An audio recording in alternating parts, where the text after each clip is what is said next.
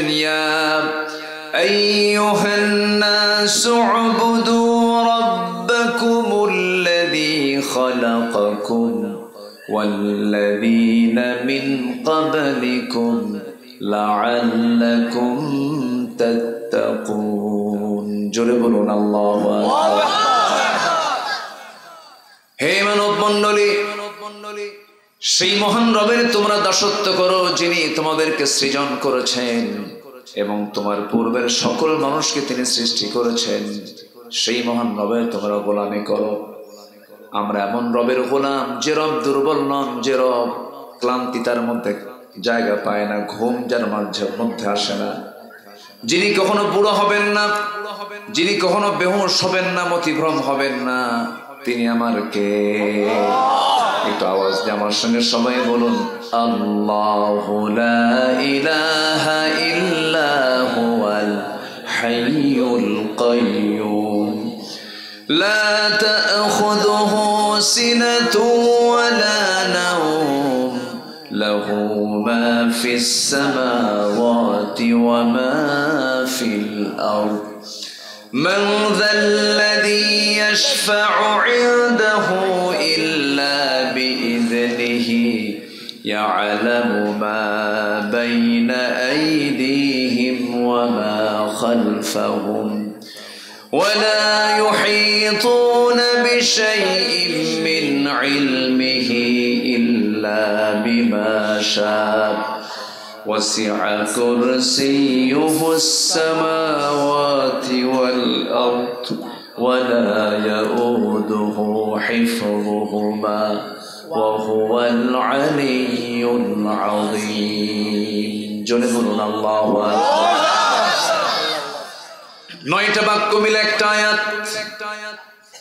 আমার রবের পরিপূর্ণ পরিচয় যে আয়াতের মধ্যে পাওয়া যায়, যিনি চিরস্থায়ী, যিনি চিরঞ্জীব, যাকে ঘুম পর্যন্ত স্পর্শ করে না, এমনকি তন্দ্রা পর্যন্ত যিনি জান্নাত সিনাও যার মধ্যে হয় না, তিনি আমার কে? সেই মহান রব্বুল আলামিন আমাকে আপনাকে এই দুনিয়ার ক্ষণিকের বাসিন্দা করে পাঠায়া দিয়েছেন। আমি একটা লক্ষ্যে দুনিয়াতে এসেছি, আমাকে একটা লক্ষ্যে পাঠিয়ে দিয়েছেন।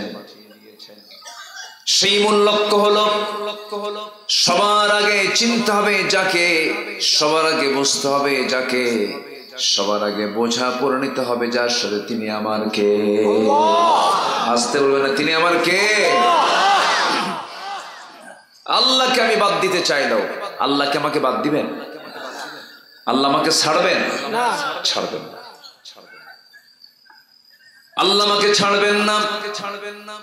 আল্লাহ আমার বিচার করবেন। আল্লাহ আমার ফয়সালা চূড়ান্ত না করা পর্যন্ত তিনি থেমে যাবেন না।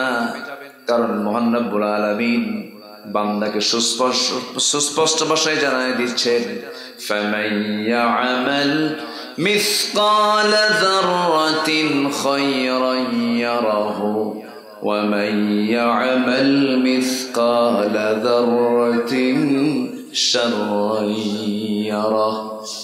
যে ব্যক্তি যাররা পরিমাণ, যে ব্যক্তি অণু পরিমাণ ভালো কাজ করবে তাও সেদিন সে দেখতে পাবে। আবার যে ব্যক্তি চুল পরিমাণ খারাপ কাজ করবে তাও সেদিন সে দেখতে পাবে। যাররা বলা হয় এমন একটা শব্দকে যা খালি চোখে দেখা যায় না। এমন কিছু ভালো আমল বান্দা সেদিন দেখবে, আবার এমন কিছু মন্দ আমল বান্দার সামনে আল্লাহ পাক উপস্থাপন করবেন। সেই মহান কঠিন দিন, সেই কঠিন দিনের বিশ্বাস যার যত গাঢ় হবে, আল্লাহর প্রতি মহাব্বত তার তত গভীর হয়ে যাবে। কারণ আমার আল্লাহ নিজে পরিচয় দিতে নিয়ে 3 নম্বর আয়াতে তিনি পরকালের পরিচয় দিয়েছেন। তিনি বলছেন, যারা পারেন ঠোঁট মিলিয়ে বলুন, আলহামদুলিল্লাহি রাব্বিল আলামিন আর রহমানির রহিম মালিকি ইয়াউমিদ্দিন ইয়্যাকা না'বুদু ওয়া ইয়্যাকা নাস্তাঈন। জোরে বলুন আল্লাহু আকবার। সকল প্রশংসা তার, যিনি রব্বুল আলামিন, যিনি রহমান, যিনি রহিম, যিনি বিচার দিবসের মালিক, মালিক ইয়াউমিদ্দিন। বিচার দিবসের মালিকানা কার? আসতে বলবেন না কার? আল্লাহ হচ্ছেন সেই দিবসের মালিক। আল্লাহ নিজ হাতে বিচার করবেন, কাউকে ছাড় দিবেন না, কাউকে ছেড়ে দিবেন না। কারণ আল্লাহ নিজে বলছেন ওয়াকিমুল ওয়াজনা বিল কিসতি ওয়ালা তুখসিরুল মিজান ওয়াল আরদা ওয়াদাআহা লিল আনাম ফিহা ফাকিহাতুন ওয়ান নাখলু যাতুল আকমাম। আল্লাহু আকবার। তোমরা তোমাদের ওজনকে সঠিক করো, ওজনের হেরফের করো না। দুনিয়াতে ওজন যার সঠিক হবে, আখিরাতে ওজন তার সঠিক হবে। দুনিয়াতে বিচার যার সঠিক হবে, আখিরাতেও বিচার তার সঠিক হয়ে যাবে। আমার বন্ধুগণ, এই 16 বছর যে বিচারালয়গুলো দেখেছি, কোর্ট কাছারিগুলো দেখেছি, সেখানে গিয়ে সঠিক বিচার না ব্যাঠিক বিচার হয়েছে? সঠিক না ব্যাঠিক? ব্যাঠিক। পৃথিবীর প্রত্যেকটি জায়গায়, ম্যাক্সিমাম জায়গায় বিচার কি তার নিজস্ব গতিতে চলে? নিজস্ব গতিতে আইন চলে? সব জায়গায় একটা প্রভাব চলছে, প্রভাব বিস্তার চলছে। এই 54 বছরে কেউ কেউ মুক্তিযুদ্ধকে ব্যবসা মনে করেছে। আসতে কন কেন? আসতে কন কেন? মনে যা চেয়েছে তাই করেছে। দেশের সম্পদগুলো বাইরে পাচার করেছে। যে নেতৃত্বে সম্পদ পাচার হয়, সেই নেতৃত্ব হচ্ছে দেশের শত্রুদের নেতৃত্ব। আসতে বলুন, জোরে বলুন, ঠিক কিনা বলেন? সম্মানিত ভাইয়েরা, আমরা ঠিক আজ থেকে 1 বছর আগের দিকে যদি তাকাই আর এখনকার বাংলাদেশের দিকে যদি তাকাই, বলুন তো এই যে পরিবর্তন, এই যে একটা পট চেঞ্জ হয়েছে, সম্পূর্ণ অবদান কার? আসতে বলবেন না কার? আল্লাহ পাক। আল্লাহ এই পরিবর্তনটা করে দিয়েছে। জুলুম টিকে না, জুলুম টিকে না। যেখানেই করেন না কেন, শুধু রাষ্ট্রে না, ব্যক্তি জীবনেও টিকে না। আপনি জুলুম করবেন, ঠকে যাবেন। অহংকার করবেন, হেরে যাবেন, ধ্বংস হয়ে যাবেন। হিংসা করবেন, হিংসার আগুনে আপনি দাউ দাউ করে জ্বলে শেষ হয়ে যাবেন। এক বেচারি বিয়ে করবে। আগের যুগে বিয়ে করতে যেত মানুষ হলো ঘোড়ায় চড়ে যেত। এক গ্রাম, ওই গ্রামের মধ্যে এক মুরব্বীর ঘোড়া আছে। তো যুবকটা বিয়ে করতে যাবে, তো মুরব্বীর কাছে গিয়ে বলছে, চাচা আমার অমুক দিন বিয়ে, আপনার ঘোড়াটা লাগবে। তো চাচা আবার ওই যুবকটার উপরে খুব রাগ ছিল, চান্স পাই না। যখন কিছু ঘোড়াটা লাগবে, মুরব্বী বলেন, আমি তোরে ঘোড়া দেব? তুই ভাবলি কেমন আমি তোরে ঘোড়া দেব? জব্দ হয়ে চলে আসছে বাড়িতে। মসজিদে গেছে কদরের রাত্রিতে। নামাজ কালাম পড়ে শেষ মোনাজাতে দোয়া করতে নেই, বলে, আল্লাহ আজকের রাতে আমার কোনো কিছু চাওয়া নাই, আমার কিচ্ছু চাওয়া নাই। আমার চাওয়া শুধু একটাই, সেটা হলো বুড়ার যেন ঘোড়া মরে।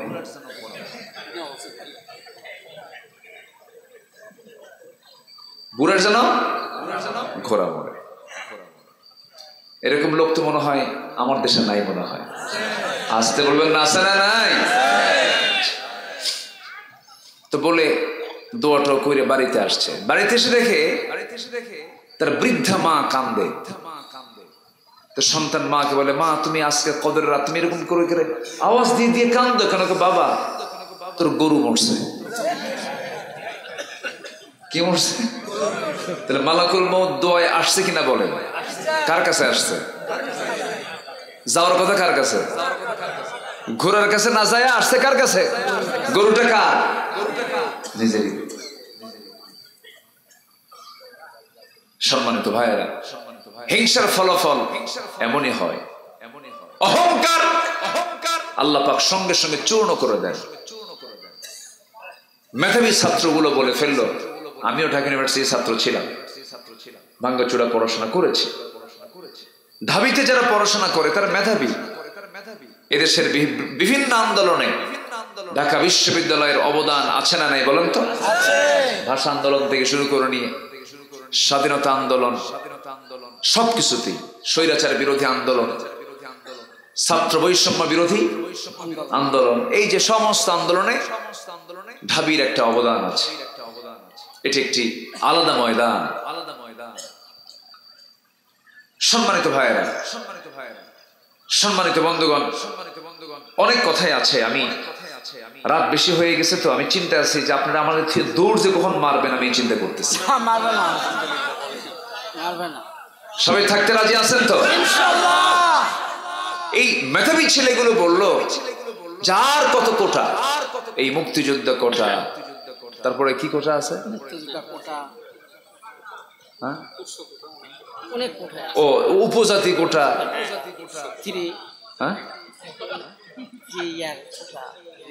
আরো আরো হ্যাঁ, দুনিয়ার কোটা মোটা দিয়া যারা মেধাবী ছাত্র এরা ঝরে পড়তেছে, ওরা চাকরি পাচ্ছে না, ওদের ভাগে আর নাই, সব ভাগ ওরাই দখল করে ছাড়তেছে।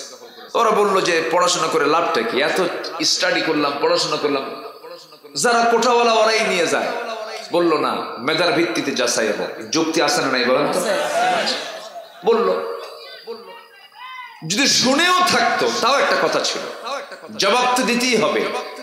এই 16 বছরের যে নেত্রী আমার দেশে ছিল, ওনার জবাব না দিলে ওনার মুখ মানে ঠিক থাকতো না, জবাব দিতেই হবে। উনি জবাব দিয়ে বললেন যে রাজাকারের নাতিপুতিরা চাকরি পাবে। বল, এই 54 বছর পরে সেই বাচ্চাদেরকে রাজাকারের গালি দিলে এরা সহ্য করে বলেন তো? এরা কি সহ্য করার মতো? আর এটি কি বিনয়ের কথা না অহংকারের কথা? অহংকারের কথা। অহংকার করবে, শেষ হয়ে যাবে, শেষ হয়ে যাবে। শুধু একটা কথা মাথায় রাখতে হবে, জীবন মৃত্যু আল্লাহ পাক দিয়েছেন, যতই যোগ বিয়োগ গুণন ভাগ করেন না কেন, সব মানে যোগের সব অঙ্কের ফলাফল হলো মৃত্যু। অঙ্কের ফলাফল কি? মৃত্যু, মরে যাবে। এই চিন্তা মাথায় নিলে পরে কোনো হিংসা আসবে না, কিচ্ছু আসবে না। আমরা কার গোলাম হয়ে যাব বলেন? আসতে বলবেন না, কার গোলাম হয়ে যাব? আল্লাহ। আসুন, আল্লাহর গোলাম হওয়ার জন্য কিছু চরিত্র সুন্দর করা দরকার। আমি এমন একটা সূরা থেকে আজকে কথা বলতে চাচ্ছি যে সূরাটা প্রত্যেকটা পরিবারে এটার আলোচনা থাকা দরকার। এটা সামাজিক সূরা, সূরাতুল হুজুরাত থেকে আমি কিছু কথা বলতে চাই। ওমা তাওফীকি ইল্লা বিল্লাহ আলাইহি তাওয়াক্কালতু ওয়া ইলাইহি উনীব। যে সূরার ভিতরে আল্লাহ রাব্বুল আলামিন 10টা হুকুম করেছেন এবং সূরাতুল হুজুরাতের মধ্যে আল্লাহ তাআলা ভ্রাতৃত্ব নিয়ে কথা বলেছেন, তাকওয়া নিয়ে কথা বলেছেন। আসুন ধীরে ধীরে সে আলোচনার দিকে আস্তে আস্তে চলে যাচ্ছি। ওমা তাওফীকি ইল্লা বিল্লাহ। আল্লাহ রাব্বুল আলামিন মুমিনদেরকে কেমন হওয়া উচিত এই বিষয়ে সুন্দর করে সূরাতুল হুজুরাতের মধ্যে বলছেন, ইন্নামাল মুমিনুনা ইখওয়া ফাআসলিহু বাইনা আখওয়াইকুম ওয়াত্তাকুল্লাহা লাআল্লাকুম তুরহামুন। জোরে বলুন আল্লাহু আকবার, আরো জোরে বলুন আল্লাহু আকবার। নিঃসন্দেহে মুমিনরা হলো কি? মুমিনরা হলো পরস্পর ভাই ভাই। এখানে কিন্তু কাফেরকে ভাই বলা হয় নাই, মুশরিককে ভাই বলা হয় নাই। কাদেরকে বলা হয়েছে ভাই ভাই? মুমিনদেরকে বলা হয়েছে যার মধ্যে ঈমান আছে। যার মধ্যে কি আছে বলেন? ঈমান আছে। ঈমান থাকবে যার মধ্যে, সেই হবে আমার ভাই। যার মধ্যে ঈমান থাকবে না সে আমার কখনো ভাই হতে পারে না, সে আমার কখনো বন্ধু হতে পারে না, সে আমার কখনো সম্পর্ক সূত্রে কোনো কিছুই হতে পারে না। কারণ সম্পর্ক হবে হলো ইসলামের ভিত্তিতে। কোন পুরুষ যদি কোনো নারীকে বিয়ে করতে চায়, সব নারীকে সে বিয়ে করতে পারবে না। মুসলিম ইহুদিকে বিয়ে করতে পারবে না, খ্রিস্টানকে বিয়ে করতে পারবে না। ওয়ালা তুনকিহুল মুশরিকাত হাত্তা ইউমিন। জোরে বলুন আল্লাহু আকবার। কোন মুশরিকে নারীকে আল্লাহ রাব্বুল আলামিন বিয়ে তাদের জন্য হারাম করে দিয়েছেন। কোন মুশরিকে নারীকে বিয়ে করতে পারবে না। আমার দেশে কিছু পরিবার আছে যে পরিবারগুলো স্বামী হলো মুসলমান, বউ হলো হিন্দু, স্বামী হলো মুসলমান, বউ হলো খ্রিস্টান, স্বামী হলো মুসলমান, বউ হলো ইহুদি। মনে হয় নাই? আসতে বলবেন না, আছে না নাই? নামগুলো বললে আরো ক্লিয়ার হয়ে যাবে। আমার কথা কি বুঝতেছেন আপনারা? আচ্ছা, আছে না নাই? সম্মানিত ভাইয়েরা, ইসলামকে সবার আগে লালন করতে হবে। ইসলাম দিয়ে সবকিছু। রাজনীতির নিয়ন্ত্রণে ইসলাম থাকবে না, ইসলামের নিয়ন্ত্রণে রাজনীতি থাকবে। রাষ্ট্রের নিয়ন্ত্রণে ইসলাম থাকবে না, ইসলামের নিয়ন্ত্রণে রাষ্ট্র থাকবে। রাষ্ট্রের অধীনে ইসলাম থাকবে না, ইসলামের অধীনে রাষ্ট্র থাকবে। রাষ্ট্র দিয়ে ইসলাম পরিচালিত হবে না, ইসলাম দিয়ে রাষ্ট্র পরিচালিত হবে। কিন্তু আজকের সমাজ আমরা তা দেখছি উল্টা। সম্মানিত ভাইয়েরা, সম্মানিত বন্ধুগণ, এই মাহফিলগুলো আমাদেরকে চলতে দেয়নি। মাহফিলে বাধা দিয়েছে। মঞ্চে যখন উঠেছি, এই দীর্ঘ 16-17 বছর মঞ্চটার সঙ্গে সঙ্গেই প্রশাসনের লোক এসে গোটা মঞ্চ ঘেরাও করে রেখেছে। ডানে বামে কিরামুন কাতিবিন বসে রাখছে।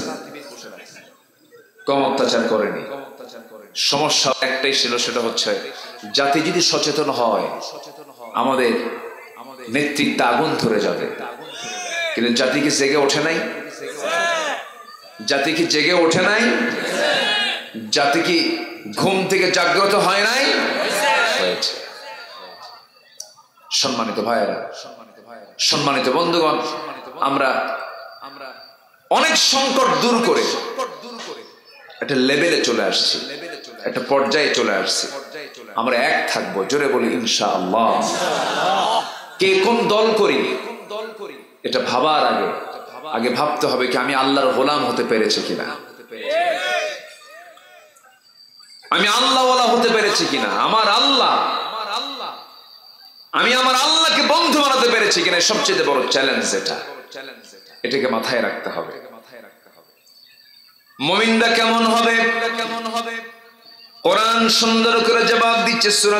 সূরাতুল হুজুরাত আল্লাহ রাব্বুল আলামিন বলেন, ইন্নামাল মুমিনুনা ইখওয়াতুন ফাআসলিহু বাইনা আখওয়াইকুম ওয়াত্তাকুল্লাহা লাআল্লাকুম তুরহামুন।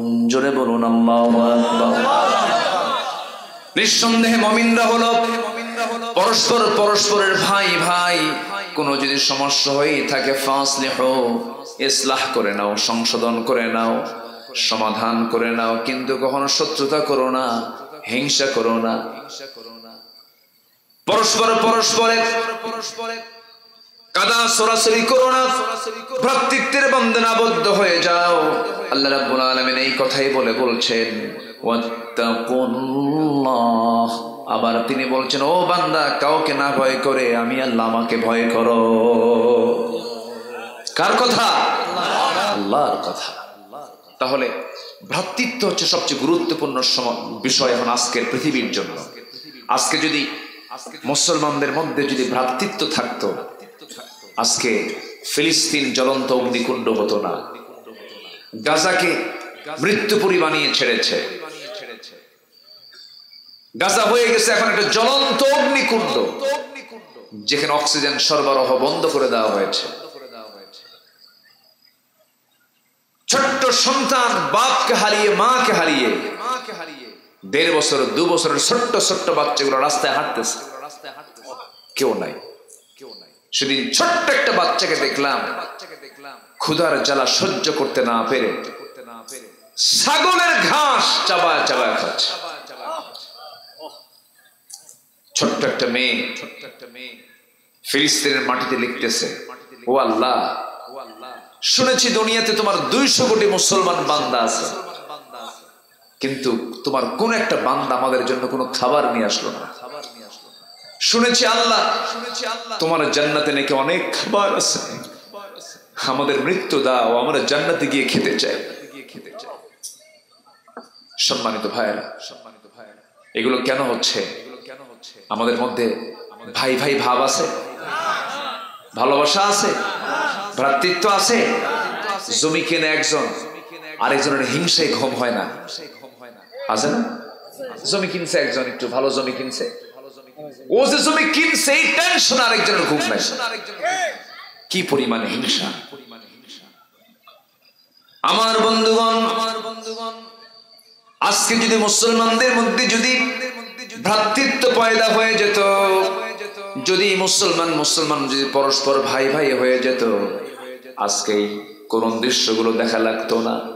আল্লাহ রাব্বুল আলামিন আরেক জায়গায় আয়াতের অনুকূলে আরেক জায়গায় বলছেন, ওয়াতাসিমু বিহাবলিল্লাহি জামিআন ওয়া লা তাফাররাকু ওয়াযকুরু নি'মাতাল্লাহি আলাইকুম ইয কুনতুম আ'দাআন ফাআল্লাফা বাইনা কুলুবিকুম।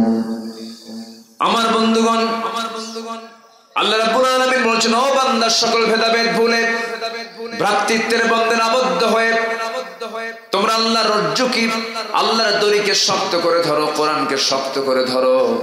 মতপার্থক্য সৃষ্টি করো না আমার বন্ধুগণ। কিন্তু দুঃখজনক হলো সত্য, আজকে 56টি মুসলিম রাষ্ট্র, 200 কোটি মুসলমান। ইহুদির জনসংখ্যা হলো প্রেজেন্ট ওয়ার্ল্ডে, বর্তমান দুনিয়াতে 1,52,00,000 ইহুদি, আর মুসলমানের সংখ্যা হলো 200 কোটি। 200 কোটি মুসলমান যদি আজকে ভ্রাতৃত্বের বন্ধনে আবদ্ধ হতো, 1,52,00,000 ইহুদিকে ধরসই করার জন্য অস্ত্র লাগতো না, শুধু মুখের থুতু মেললেই যথেষ্ট হয়ে যেত। থুতু মারলেই যথেষ্ট হয়ে যেত। পোড়া কপাল ভাইরে, কঠিন দৃশ্য জানেন কি চলতেছে আজকে? কেউ কথা বলে না, কেউ প্রতিবাদ করে না। মুসলমানদের প্রথম কিবলা বাইতুল আকসা, ওই 47 সাল থেকে নিয়ে 2025 সাল পর্যন্ত ইহুদিরা যারা সেখানে শেল্টার নিয়েছিল ভাড়াটিয়া হয়ে, ক্ষণিকের জন্য তারা আসছিল, ভাড়াটিয়া হয়ে গেছে এখন বাড়ির মালিক। আসল যারা বাড়িওয়ালা তাদেরকে বম্বিং করে উড়াইয়া দিচ্ছে। কিচ্ছু না, 56টি মুসলিম রাষ্ট্র লাগবে না আমার বাংলাদেশের মতো, পার্শ্ববর্তী দেশের মতো হাতে গোনা কয়েকটা 5-6টা মুসলিম রাষ্ট্র যদি এক হতো, কোন বাতিল শক্তির দুর্গ পৃথিবীর বুকে টিকতে পারতো না। এজন্য আল্লাহ রাব্বুল আলামিন বলছেন, মুমিন তোমরা হলো পরস্পরের ভাই, ইসলাহ করো, ঠিকঠাক করে নাও, নিজেদের সংসারে আগুন ধরায় দিও না, মতপার্থক্য সৃষ্টি করো না। কার কথা? আল্লাহর কথা। কি ভ্রাতৃত্ব সাহাবীদের মধ্যে ছিল, কল্পনা করা যায়? মুসলমানদের মাঝের যে ভ্রাতৃত্বটা ছিল, এই ছিল অন্য ধরনের ভ্রাতৃত্ব। আমার বন্ধুগণ, আমার নবীজি মক্কা ছেড়ে মদিনায় চলে গেছেন। আমার নবীজি মক্কা ছেড়ে যখন মদিনায় চলে গেলেন, মদিনায় যাওয়ার সঙ্গে সঙ্গে মদিনার আনসার সাহাবীরা জীবন বাজি রেখে মুহাজিরদেরকে সাহায্য করতে লাগলেন। আমার নবীজি মক্কায় যখন সাহাবায়ে কেরামকে নিয়ে চলে আসলেন, একজন ধনী সাহাবী ছিলেন আব্দুর রহমান ইবনে আওফ রাদিয়াল্লাহু তাআলা আনহু। তিনি কোটি কোটি টাকার মালিক ছিলেন, বিলিয়নার ছিলেন।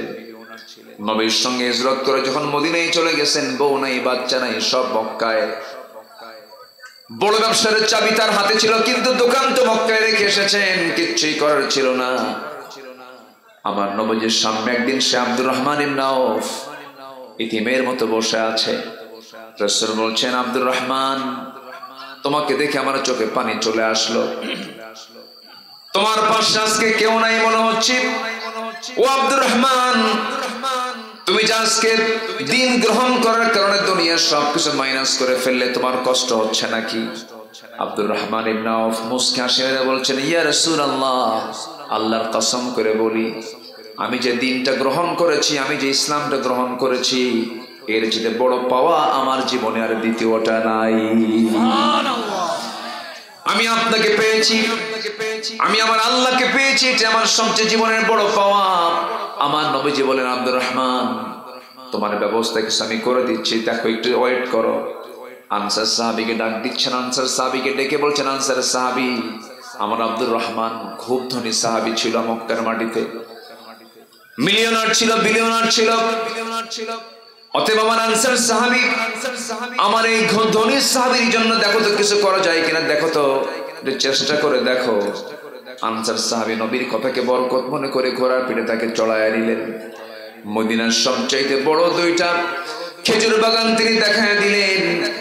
এরপরে বলছেন, আমার ভাই, ও আমার মুহাজির ভাই, তুমি তো দুইটা খেজুর বাগান দেখলে, যে খেজুর বাগানটা তোমার পছন্দ, সেই খেজুর বাগানটা আমি নবীজের অর্ডারে এক্ষুনি তোমার নামে দলিল করে দিতে চাই।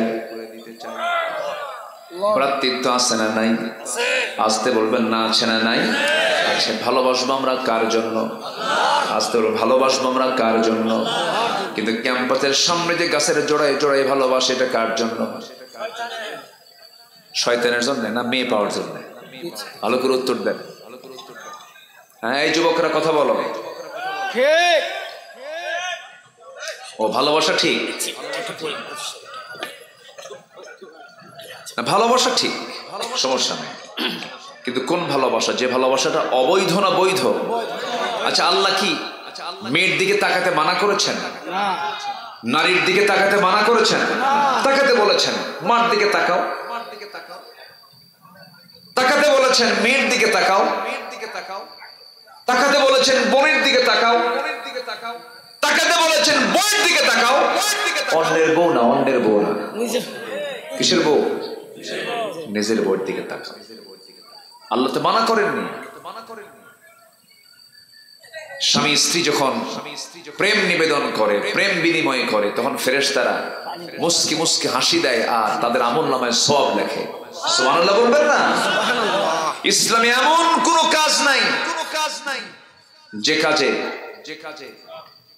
দোয়া নাই। সকল কাজে দোয়া আছে এবং সকল কাজই হলো ইবাদত। সকল কাজ কি? ইবাদত।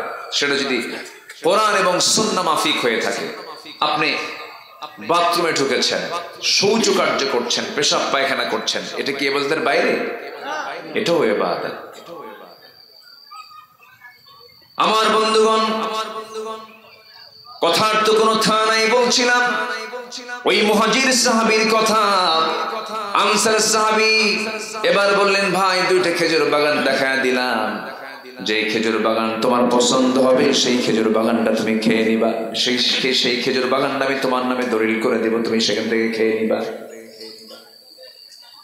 আনসার সাহাবীর এই কথা শুনে মুহাজির সাহাবী দারুণ খুশি হয়ে গেলেন। আব্দুর রহমান ইবনে আউফ খুশি হয়ে গেলেন। এরপরে বলছেন, ও আমার ভাই, তুমি আমার কি বলতে চাও বলো।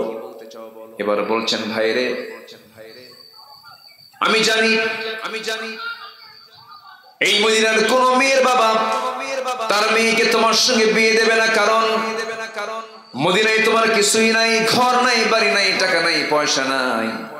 এই জন্য আমি সিদ্ধান্ত নিয়েছি, আল্লাহ রাব্বুল আলামিন আমাকে দুইটা স্ত্রী দান করেছেন, যে কোনো একটা স্ত্রীকে আমি তালাক দিয়ে দেব, আমার বউটাকে তুমি তোমার বউ বানাইয়া নিবা। ভ্রাতৃত্ব আছে? আসতে কয় ভ্রাতৃত্ব ছিল? ছিল। কি ভ্রাতৃত্ব ছিল দেখেন। দুই খেজুর বাগানের অর্ধেক দিয়ে দিতে চাইলেন, নিজের বউটাকে তালাক দিয়ে তার হাতে তুলে দিতে চাইলেন। কিন্তু আব্দুর রহমান ইবনে আউফ মুস্কি মুস্কি হাসি মেরে বলছেন, ভাই আব্দুর রহমান, বলছেন, ভাই আনসারের সাহাবী, খেজুর বাগানও দেওয়া লাগবে না, বউ তালাক দেওয়া লাগবে না, আমি খুশি হয়েছি তোমার কথায়। শুধু তুমি আমাকে ব্যবসার কিছু সাইড আমাকে দেখায় দাও, একটু বাজার দেখায় দাও, ছোট্ট বাজার তাকে দেখায় দেওয়া হলো, ছোট্ট ব্যবসা শুরু করে দিলেন। ওই যে বরকত হওয়া শুরু হলো, বরকতে বরকতে ধন্য হচ্ছেন আব্দুর রহমান ইবনে আউফ। কয়েক রাতে সোনা কামাই করলেন, বিয়েটাকে প্রয়োজন মনে করে, যৌবন আছে যার, বিয়ের প্রয়োজন আসতে কয়, আসতে বলেন কেন? অনেকে বুড়ো চাচা লজ্জায় বলতেছেন, হুজুর আমার তো প্রয়োজন শেষ। আমার বন্ধুগণ, আল্লাহ রাব্বুল আলামিন বিয়েটাকে জরুরি করে দিয়েছেন। বিয়ে করাটা ইবাদত। ফানকিহু মা তাবা লাকুম মিনান নিসা মাসনা ওয়া সুলাসা ওয়া রুবা। আল্লাহ পাক বিয়ে করতে বলেছেন, এটা ইবাদতের কাজ। আমার বন্ধুগণ আব্দুর রহমান ইবনে আউফ প্রয়োজন মনে করলেন, কয়েক রাতে সোনা কামাই করলেন। সেই সোনাগুলো বিক্রি, সেই সোনাগুলোর সঙ্গে করে নিয়ে একটা মেয়েকে দেখতে গেছেন বিয়ের নিয়তে। সেই মেয়েটাকে পছন্দ হয়ে গেছে, বিয়েটা করে নিলেন। নবজি দাওয়াত পেলেন না। কে দাওয়াত পেলেন না? কি সমস্যা? কি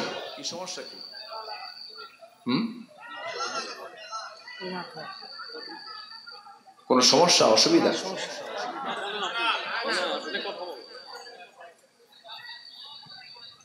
ওখানে আওয়াজ হলো কেন? কি ব্যাপারটা কি? ও ও আচ্ছা,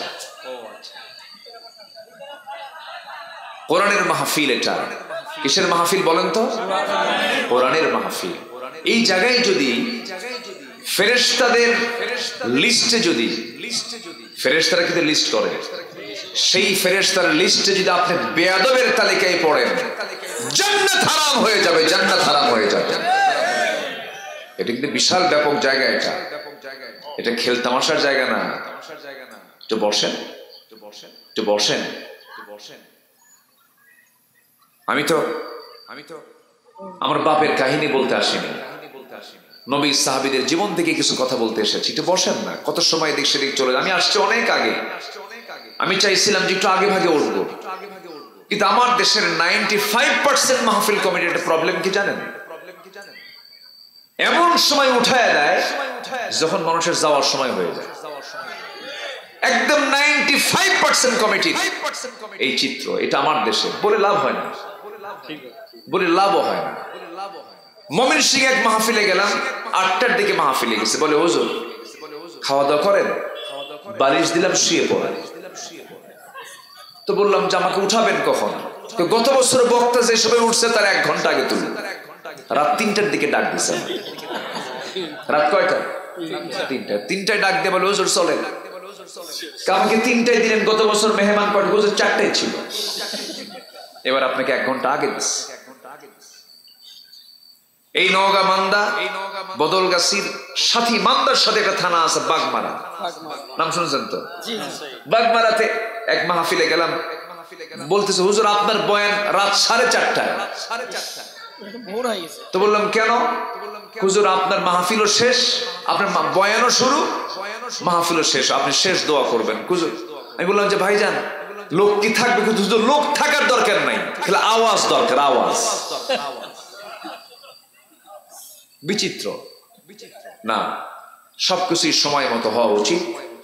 এই সিচুয়েশনটা হতো না যদি একটু আগে ভাগে উঠলে এই পরিবেশটা একটু সুন্দর থাকতো। যাই হোক, সমস্যা নেই, লোকজন বসে আছেন, বলি আলহামদুলিল্লাহ, জোরে বলি আলহামদুলিল্লাহ। আমি কিন্তু শুরু করেছি ভ্রাতৃত্ব দিয়ে। আজকে গোটা পৃথিবীতে সবচেয়ে সংকট আজকে আমাদের মাঝে কিসের? ভ্রাতৃত্বের। যে রোগ, যে সময়, সেই রোগ বিষয় তো কথা বলগুলো বলা দরকার। আজকে আমাদের মাঝে মোহাব্বত নাই, আমরা এত হৃদয়হীন হয়ে পড়েছি। একটা মানুষকে মেরে 49 টুকরা বানাচ্ছে মানুষ, 49 টুকরা। মানুষ এতটাই পাষাণ, হিংস্র হায়না এত পাষাণ নয়। একটা মানুষকে মেরে হাড় হাড্ডিকে পৃথক করে, গোশতগুলোকে কষায়ের মতো কেটে টুকরো টুকরো করে, কোমরের মধ্যে দিয়ে ফ্লাশ করে মাংসকে সরানো হচ্ছে, অস্তিত্বহীন করা হচ্ছে, আউট করে দেওয়া হচ্ছে। আমরা কোন দুনিয়া আমরা বসবাস করছি? এই আধুনিক দুনিয়ায় ইসরায়েল 20 সেকেন্ড পর পর এক একটা করে মাল্টি স্ট্রিট বিল্ডিং এর উপরে বম্বিং করছে। বম্বিং এর ধোঁয়ার উপর দিয়ে মানুষের লাশ উঠতেছে পড়ে। আজকে মানবতা কোথায়? কিসের প্রযুক্তির উন্নয়ন, কিসের ইমো হোয়াটসঅ্যাপ লাইন ভাইবার, কিসের যোগাযোগ? যে যোগাযোগ আমার ভ্রাতৃত্বকে মজবুত করতে পারে না, ওই যোগাযোগের কোন মূল্য আল্লাহর আদালতে নাই। ঠিক কিনা বলে? সব চলে গেছে, ভালোবাসা নাই, ফুলের কোনো গন্ধ নাই। এদের কি ফুল এগুলো? প্লাস্টিক, কোনো গন্ধ নাই। মানুষের মনও প্লাস্টিক নাই, সব বিদায় নিয়েছে। মানুষ আগেও আছে কান্ত। আমার তো মাহফিলের বয়স প্রায় 25 বছর 26 বছর। একটু কথা বললেই কান্ত। এখন হাজারো দোয়া করেন, চোখে পানি নাই। মানুষ কেন যেন হয়ে গেছে, পানি শুকে গেছে, শোকে শোকায় নাই। দিলের মধ্যে আল্লাহর ভয়ই নাই। দিলের মধ্যে আল্লাহর ভয় যত বেশি হবে তার অন্তর তত নরম হবে। কি হবে? কি হবে? কি হবে? নরম হবে। এই জন্য তাকওয়া দরকার, ভ্রাতৃত্ব দরকার। ভাই একটু মনোযোগ দিয়ে কতগুলো শুনুন, একটু কাজে লাগবে। আমরা ভ্রাতৃত্ব তৈরি করব, ভ্রাতৃত্বের বন্ধনে আমরা আবদ্ধ হব। আজকে ভাই ভাই গন্ডগোল। আজকে সন্তান তার মাকে সম্পত্তির লোভে বটি দিয়ে জমা করে। আছে না? আছে না? নাই? কোথায় আছে? এগুলো কি চলছে দুনিয়াতে? এর মূল কারণ হলো ভ্রাতৃত্ব নেই, এবং মূল কারণ হলো আমরা কি ছেড়ে দিয়েছি বলেন তো? কি ছেড়ে দিয়েছি? প্রতিদিন একটা বান্দার সুস্থ থাকার জন্য কোরআনকে কয় পৃষ্ঠা করে তেলাওয়াত করা দরকার। তেলাওয়াত নাই। মোবাইল পাইলেই ঘন্টার পরে ঘন্টা খালি আছে না? আমার বন্ধুগণ একটু কান লাগাবেন, মনোযোগ দিয়ে কথাগুলো শুনবেন। আল্লাহ রাব্বুল আলামিন মুমিনদেরকে ভ্রাতৃত্বের বন্ধনে দেখতে চান। যদি টুকটাক সমস্যা হয়ে যায় তোমরা ঠিকঠাক করে নিও। একজন সাহাবীর কথা বলছিলাম, মনে আছে কিনা? আব্দুর রহমান ইবনে আওফ রাদিয়াল্লাহু তাআলা আনহু ব্যবসা করে কিছু সোনা কামাই করলেন। সেই সোনা দিয়া একটা মেয়েকে তিনি বিয়ে করে বউ বানায় বাড়িতে নিয়ে আসলেন। 3-4 দিন পর নবীর কাছে গিয়ে সুন্দর পোশাকে সুন্দর সুগন্ধে যখন দাঁড়িয়েছেন, রাসূল বলছেন, আব্দুর রহমান তোমাকে আজকে একটু ভিন্ন দেখা যাচ্ছে, চেহারায় কেমন যেন লাবণ্য দেখা যাচ্ছে, চেহারার মধ্যে তোমার মধ্যে বরকত লক্ষ্য করছে, তুমি কি কিছু করছো নাকি? উনি মুস্কি হাসি মেরে বলছে, হুজুর আমি তো বিয়ে করে ফেলছি। রাসূল মুস্কি হাসি মেরে বললেন, বিয়ে করলা তুমি, দাওয়াত পাইলাম না আমি, তুমি আমারে দাওয়াত দিলা না, আমি বিশ্বনবী দাওয়াত পেলাম না, কেমন কথা? সাহাবী এবার মুস্কি হাসি মেরে বলছে, হুজুর দাওয়াত দেব কখন, মনি তো নাই। কি এরকম হয় কিনা? এখনো হয় না? হয়। কাছের বন্ধু কিন্তু বিয়ের দাওয়াত মিস হয়ে যায়, দাওয়াত পায় না। বিয়ে হয়ে গেছে, আমার নবীজি বলছেন বিয়ে তো হয়ে গেছে, ভালো কথা, সমস্যা নেই, দেখতে গেছো বিয়ে হয়ে গেছে, ভালো কথা, কিন্তু আমার তো দায়িত্ব আছে। তুমি হিজরত করে আমার সঙ্গে মক্কা থেকে মদিনা এসেছো, বিয়েটা যে করলাম মোহরানার টাকা তুমি দিলা কেমনে? হুজুর ব্যবসা করেছিলাম, কয়েক রতি সোনা কামাই করেছি, সেই সোনাটা সম্পূর্ণ আমার বউকে দিয়া, সেই বউটাকে আমি রানী বানায় আমার বাড়িতে নিয়ে আসছি, মোহরানা আদায় করেছি, হিজাব কবুল হয়ে গেছে। আমার নবীজি এতটাই খুশি হলেন, আমার নবীজি সেই পরিবারের জন্য দোয়া করে বলছেন, আল্লাহ তাআলা আমার আব্দুর রহমান ইবনে আওফ যে ত্যাগ স্বীকার করে মক্কা থেকে মদিনা পর্যন্ত এসেছে, সবকিছু মাইনাস করে দিয়া আমার আব্দুর রহমানের ব্যবসা এবং পরিবারে তুমি আল্লাহ বরকত দিয়া ধন্য করো। পরিবারে এমন বরকত হলো, 13 সন্তানের বাপ। কয় সন্তান বলেন? কয় সন্তান? 13 সন্তান। নবীজি দোয়া করে দিলেন। আচ্ছা, সন্তান কম হওয়া দরকার না বেশি হওয়া দরকার? বেশি হওয়া দরকার। আপনার কয়টা? 4টা। আপনার কয়টা? মাশাআল্লাহ, এখানে 4 দলীয় জোট হলো নাকি? এখানেও 4, এখানেও। আপনার কয়টা? মাত্র 2টা। কি একটি হলে ভালো হয়? না, দু সন্তানের বেশি নয়, একটি হলে ভালো হয়। হ্যাঁ, কি স্লোগান দিল! অথচ হাদিস তাযাওয়াজুল ওয়াদুদুল ওয়ালুদ, তোমার অধিক সন্তান জন্মদানকারী মানে পরিবারে বিয়ে করো, মেয়েকে বিয়ে করো, সন্তান বাড়াও, উম্মত বাড়াও। ফাইন্নী ওয়াহিকুমুল ইয়াওম, আমি রাসূল কিয়ামতের দিন গর্ব করে বলবো আমার এতগুলো উম্মত আছে। আল্লাহু আকবার বলেন। সন্তান এটা একটা বরকত। সন্তান বেশি হলে এটা কি সম্পদ না? সম্পদ না বলেন তো? কিন্তু আল্লাহ একটা ভাগ করে দিছে ইদানিং আধুনিক দুনিয়াতে, যার সম্পদ আছে তার সন্তান নাই, আবার যার সন্তান আছে তার আবার সম্পদ নাই। আচ্ছা, ধনীর ছেলে, ধনীর সন্তান বেশি না গরিবের সন্তান বেশি? বলেন বলেন বলেন। গরিবের সন্তান কোনো কিচ্ছু লাগে না, কোনো চিকিৎসাও লাগে না, কোনো পেট কাটা লাগে না। পেট কাটা কি কয়? সিজার। সিজার লাগে না। মানে আমরা তো বাংলা কই না, আমরা ইংরেজি কই সবসময়। সিজার, সিজার লাগে না। পৃথিবীর কোন প্রাণী, মানুষ ছাড়া কোন প্রাণীর কি সিজার লাগে? কোন প্রাণীর সিজারের প্রয়োজন হয় না। খালি প্রয়োজন হয় কার? মানুষের। প্রয়োজন হতো না। এটার কারণ আছে। কিছু ডায়াগনস্টিক সেন্টার আছে, ডাকাত আছে কিনা বলেন? আছে কিনা বলেন? যেখানে ইনজেকশন দিলে হয়ে যাবে সেখানে কি করে? অপারেশন। ইনজেকশনের জায়গায় কি? অপারেশন। আমার কথা কি বুঝতেছেন ভাই? কোন প্রাণী সিজার নাই, মানুষের সিজার লাগে। গরিবের কোন সিজার লাগে না। গরিবের আল্লাহ রাব্বুল আলামিন বছরের মাথায় একটা, অপর মাথায় একটা দিয়ে দেন, একসঙ্গে দুইটাও দেন। বিয়ের বয়স 11 বছর, বাচ্চার সংখ্যা হলো 9টা। কোন বছর মিস আছে? কোন বছর মিস আছে? কোন গ্যাপটা নাই। কিন্তু ধনী বিয়ে করেছে 23 বছর, 23 বছরের বাচ্চা একটাও আসে নাই। শেষমেশ থাইল্যান্ড চলে গেল। চিকিৎসার জন্য চলে গিয়ে কোনো মতে একটা সন্তান পেটে ধারণ হলো।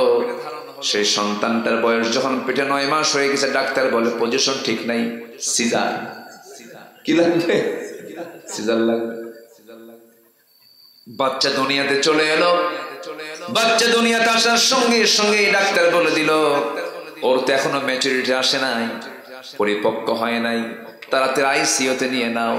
চোখে দেখে না, কানে শোনে না, তাড়াতাড়ি নিয়ে নাও আইসিইউতে। আইসিইউতে কিছুদিন থাকার পরে 2-3 বছর বয়স যখন হয়ে গেছে, সেই বাচ্চাটা যখন সবার সামনে আসে, তাকায় একদিক, নজর আরেক দিক। এই আসার নেই বলেন তো? আল্লাহ গরিবকে সন্তান দিয়ে ভরপুর করে দিয়েছেন, ধনীকে সম্পদ দিয়েছেন। আল্লাহ বলছেন ধনীকে তুই টাকা দেখবি, আর আমার গরিব বান্দাগুলো সন্তান দেখে চক্ষু শীতল করবে। সুবহানাল্লাহ। গরিব বেশি খায় না ধনী বেশি খায়? বলেন, ধনী বেশি খায়। কে বেশি খায় বলেন? গরিব বেশি খায়। আচ্ছা, শহরের লোক বেশি খায় না গ্রামের লোক বেশি খায়? গ্রামের লোকই তো বেশি খায়। শহরের লোক মুলার নাস্তা করে। কিসের নাস্তা? মুলা চেনেন তো? শহরের মানুষ মুলা দিয়ে নাস্তা করে।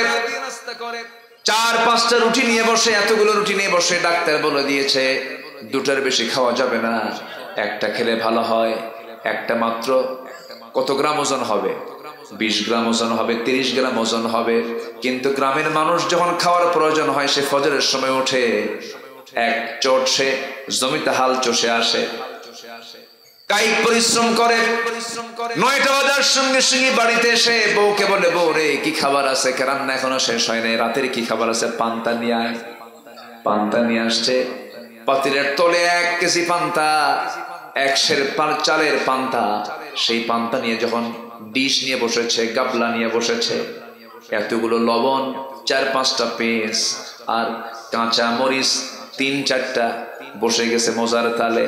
এমন খাওয়া খাইলো, গো গ্রাসের মতো, গরুর মতো গ্রাস দিয়া খাচ্ছে এতগুলো করে। 5 মিনিটে 1 কেজি চাল শেষ। এরপরে বলে, বউ আরো কিছু আছে নাকি? না। খাইছো কেমন?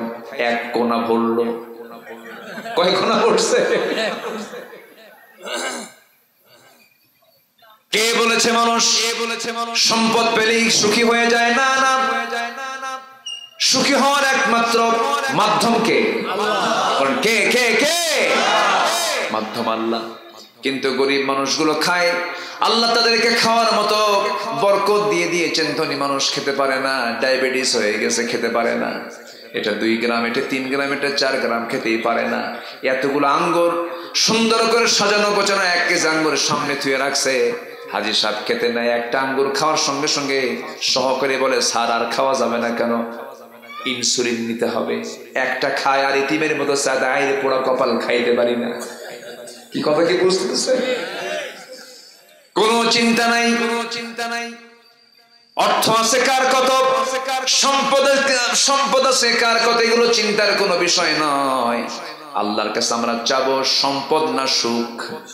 বলেন বলেন বলেন বলেন। আল্লাহর কাছে আমরা চাবো অসুস্থতা না সুস্থতা? গোটা দুনিয়ার সবকিছু আপনাকে দিয়ে দেওয়া হলো, কিন্তু আপনি অসুস্থ, কোনো লাভ আছে নাকি? কোনো লাভ নাই। কথা তো বিভিন্ন দিকে চলে গেল, আবার লাইনে চলে আসে ভ্রাতৃত্বের বন্ধনে আবদ্ধ হতে হবে আমাকে আপনাকে। এই উদাহরণ দিয়ে তিনি এক সাহাবীকে জেনেছিলাম, আব্দুর রহমান ইবনে আউফ। আমার নবীজি বলছেন, বিয়ে করছে ভালো কথা, তুমি মোহরের টাকা আদায় করছো নাকি? মোহরের টাকা আদায় করেছি।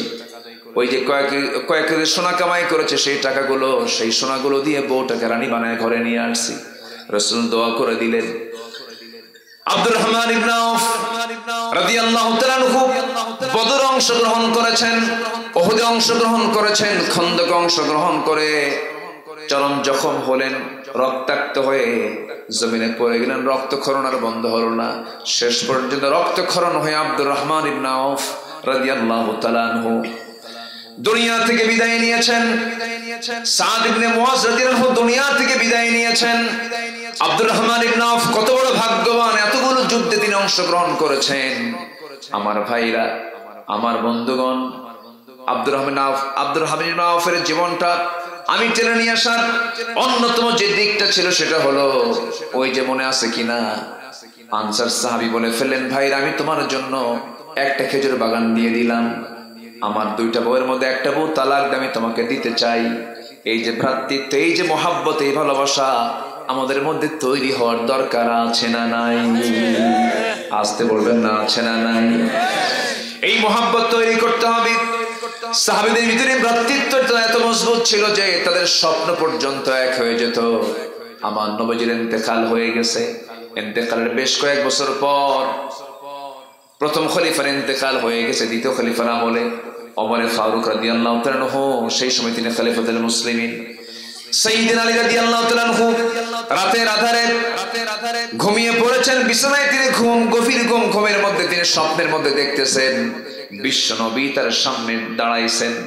দরজার কাছে এসে সালাম দিয়ে বলছে, আলী বহুদিন যাবত তোমার সঙ্গে দেখা হয় না, কথা হয় না।